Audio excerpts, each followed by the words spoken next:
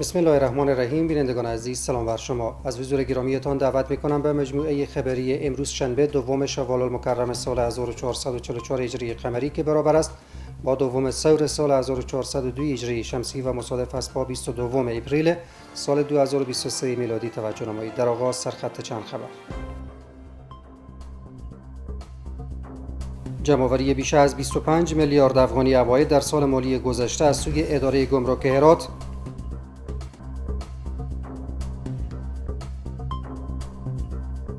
تطبیق 260 پروژه خرد و بزرگ در سال مالی 1401 از سوی اداره شاروالی هرات.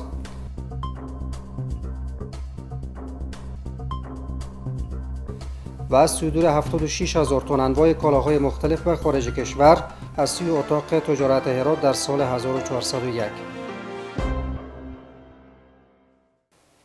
مشروع اخبار. مسئولان اداره گمرک هرات از جمع‌آوری بیش از 25 میلیارد افغانی عواید در سال گذشته از سوی این اداره خبر میدهند. به گفته این مسئولان، عواید سال 1401 نسبت به سال گذشته آن حدود 9.5 میلیارد افغانی افزایش را نشان میدهد. از سوی مسئولان اداره محلی این ولایت نیز بر جمع‌آوری عواید شفاف ادارات عوایدی از جمله گمرک هرات تاکید می‌ورزند. محمد جمعه رضایی با جزئیات بیشتر. هرات به دلیل هممرز بودن با دو کشور همسایه از موقعیت خاص تجارتی برخوردار است. در همین حال مسئولان گمرک این ولایت میگویند که بیش از 9.5 میلیارد افغانی عواید سال گذشته نسبت به سال 1400 هجری خورشیدی افزایش یافته است. کاری وخت مو ډیر کړی ده په اسلام قلعه او تورغونډۍ او هرات کې او خپل د سهار کوم وخت رسمیت وخت شروع کی حتی تر ماښام تر لمانځه پورې کار کوم. زه خپله دلته ماښام تر لمانځه پورې لا په ریاست کې یم دلی. نو که د یو چا یو تجارت کار بندېږي بیا هم موږ داسې دې ته نه دي کتلي چې زموږ کاري وخت پوره سو، رسمیات ختم دي، ته سبا راست. یا بس کوشش کوو انشاءالله تاسې هم له خلکو سره مرکې وکړئ، معلومات وکړئ د تجارانو سره چې په دې کار کې موږ ډېر کار کړی الحمدلله. این مسئولان با بیان اینکه 25 میلیارد افغانی عواید این اداره در سال 1401 جمع آوری گردیده، دلیل افزایش آن را از بین بردن فساد و افزایش ساعات کاری میگویند.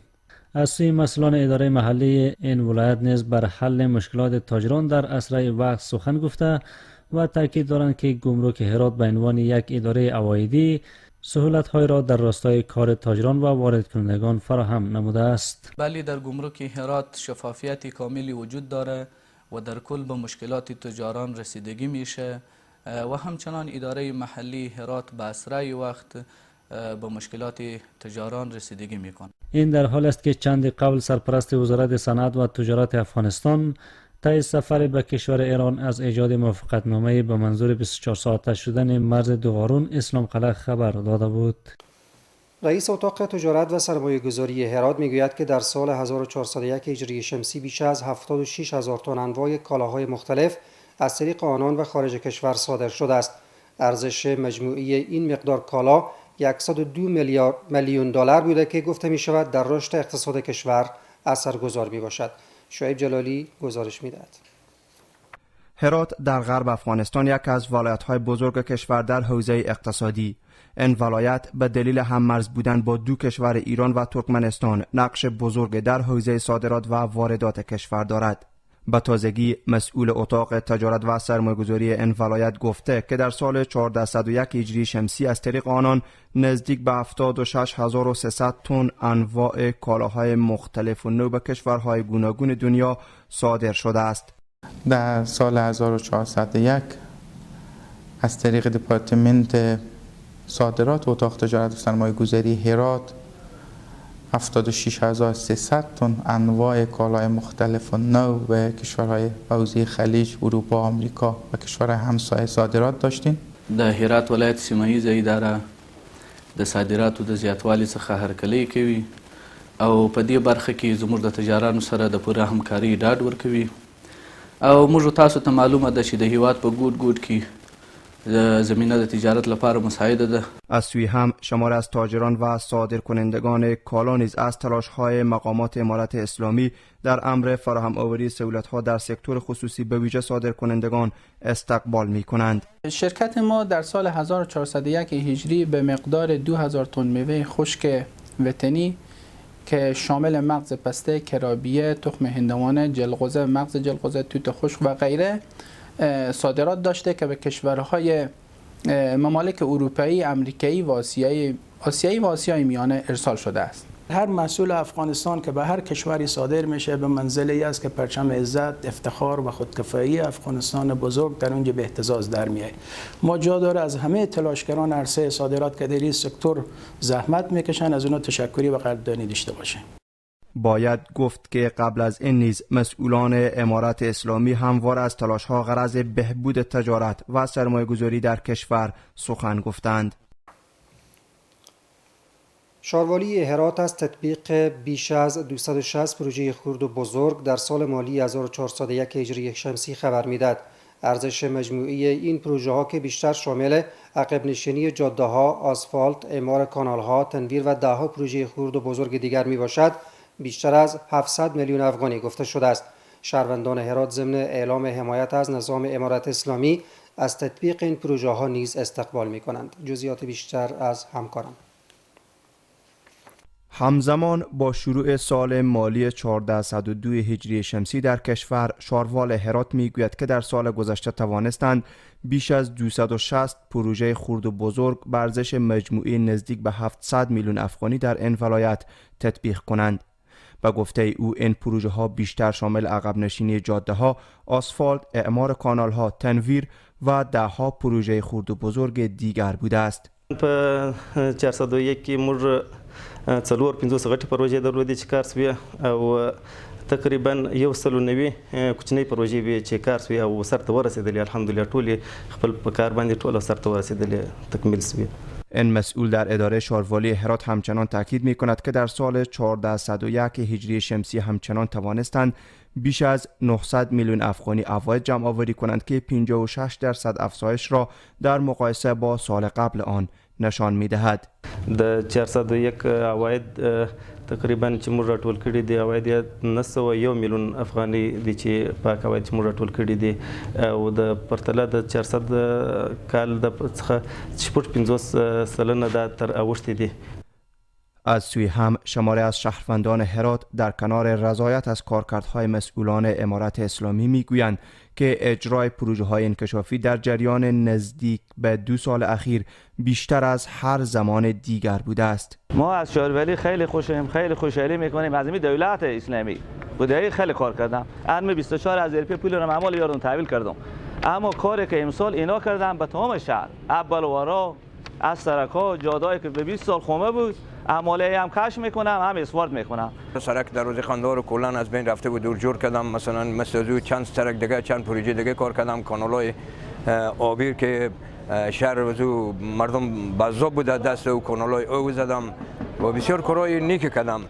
باید یادآور شد که بنابر گفته های مسئولان اداره شاروالی هرات در جریان سال روان مالی نیز 50% تمرکز روی توسعه و بهسازی شهر خواهد بود. مسئولان در حوزه دریایی هریرود مرغاب از رهاسازی آب بند سلما خبر میدهند. به گفته آنان در حال حاضر به مقدار بیشتر از 190 میلیون متر مکعب آب قابل استفاده در این بند ذخیره شده که قرار است به گونه عادلانه برای دهقانان ولسوالی های مسیر هریرود توزیع شود. شماره از باشنده های ولسوالی های هرات نیز از این تصمیم مسئولان امارت اسلامی استقبال کرده میگویند که آب این بند در وقت مناسب آن رها شده است. شعیب جلالی با جزئیات بیشتر.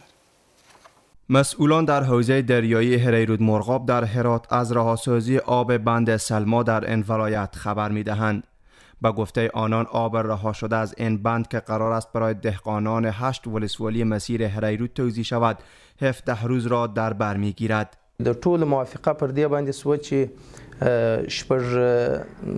شپږ ورځې د پیشزرغون او د وبي او د چش ولسوالۍ ته نوبت ورکړي او دغه رقم په دویم پړاو کې او 15 ورځې د انجیل ګذري ولسوالۍ ته او په دریم پړاو کې بیا د زندجان او غوریانو کوسان ته بیا 15 ورځې هم هغه نوبت چې مجموع 12 ورځې دغه وبه یلا دي. والي صاحب ډاډ ورکړ چې د مشکلات به حل کیږي او همدارز یې د اړوندو مسؤلینو ته هدایت ورکړ چې د سلما بند د اوبو څخه په ثانیه کې 80 متره مکعب اوبه خوشې کړي تر څو د کروندګرو مشکلات حل شي. از سوی هم شمار از دهقانان ولسوالی های هرات نیز از این تصمیم مسئولان امارت اسلامی استقبال کرده میگویند که آب بند سلما در وقت مناسب آن رها شده و همچنان خواهان توزیع عادلانه آن نیز هستند. آب بند سلما از دیروز که رها شده بسیار مردم خوشحالند. این خو یک بخش دوم ازی که ما طرفدار از اینیم که 8 ولسوالی که به بند سلما سهم دارم، ولسوالی چشت شریف، ولسوالی اوبی، ولسوالی پشتون زرغون، گوزره، انجیل، کوسان، قریان، زندجان، ما هدف ما اینه که این آب به طور عادلانه هر کس که هر سهمی داره تقسیم یا به او داده شه. این همه در حال است که در حال حاضر به دلیل نبود آب کافی برای آبیاری اراضی زراعتی رهاسازی آب بند سلما می تواند تا حد زیاد برای دهقانان مؤثر واقع شود. بینندگان عزیز، این بود مجموعه خبری این ساعت. توجه کنید به وضعیت هوای شهر و چند ولسوالی هرات. درود بر شما، عید بر همگی شما مبارک. توجه فرمایید به وضعیت هوای شهر هرات و چند ولسوالی آن. یک شنبه شهر هرات نیمه ابری، بلندترین درجه حرارت 32، پایینترین 14. غوریان نیمه ابری، بلندترین درجه حرارت 32، پایینترین 16. کرخ نیمه ابری، بلندترین درجه حرارت 28، پایینترین 13. و همچنین پشتون زرغون نیمه ابری، بلندترین درجه حرارت 31، پایینترین 16. و در پایان مرور مجدد بر سرخط خبرها. جمع‌آوری بیش از 25 میلیارد افغانی عواید در سال مالی گذشته از سوی اداره گمرک هرات.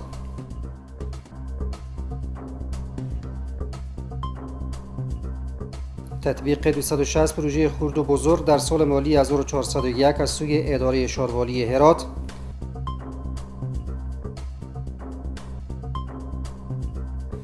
و از صدور 76,000 تن انواع کالاهای مختلف به خارج کشور از سوی اتاق تجارت هرات در سال 1401.